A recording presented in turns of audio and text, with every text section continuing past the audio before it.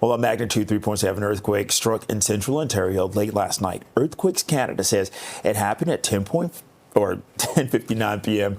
with the epicenter located 23 kilometers southeast of Orillia. So the website received about 2,200 reports of people feeling the rumble from as far west as Kitchener, east through Toronto, all the way to Belleville, and as far south as Niagara Falls. So there's no immediate word on any damage or injuries. And for more on this, we're joined by scientist Adi Salvatari.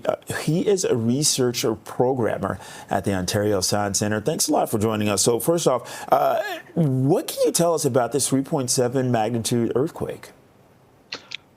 Thanks. Yeah, so it's quite rare for our region to get an earthquake. Ontario is sitting right smack in the middle of the North American plate, and usually an earthquake happens when you get stress in the crust, builds up, and then releases as shock waves, right? That's not going to normally happen in the middle of a plate where everything's kind of solid and stable. But there is a little bit of seismic activity here and there. And so we got one last night. To be honest, I myself didn't feel it, but that's kind of standard for earthquake that is a magnitude of 3.7, around that number. We characterize that as a minor earthquake with people feeling it. Okay, so with that, I do have to ask, is this a sign of something bigger to come? No, luckily we're okay, guys. There's no giant aftershock in the midst coming in, or there's no massive earthquake coming in. Our region, what's called the Southern Great Lakes seismic zone, is very, very low frequency of any earthquakes. In fact, we've only ever had, I think, 2 earthquakes that ever had a magnitude 5 or greater. These were back in like I want to say 57, and the one before that was 1857.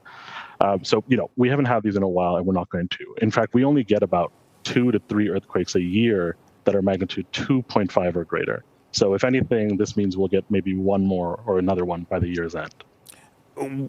I've heard mention of a frost earthquake. What is that?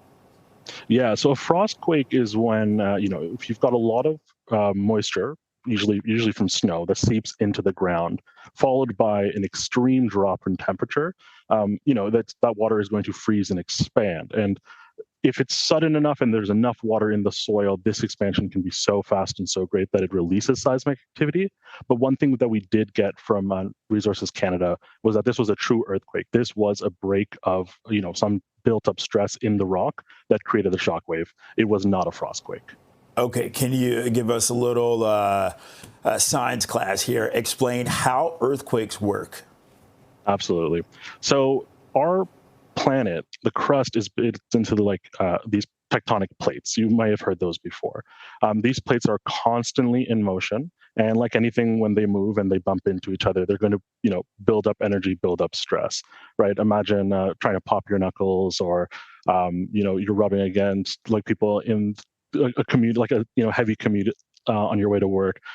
There's a lot of energy that gets built up, and eventually it will release when you have a slip or a fault. Now, normally earthquakes happen along fault lines, so where plates are meeting, because those plate boundaries are a great source for both the energy to build up as they grind into each other, and also for them to slip and release from each other.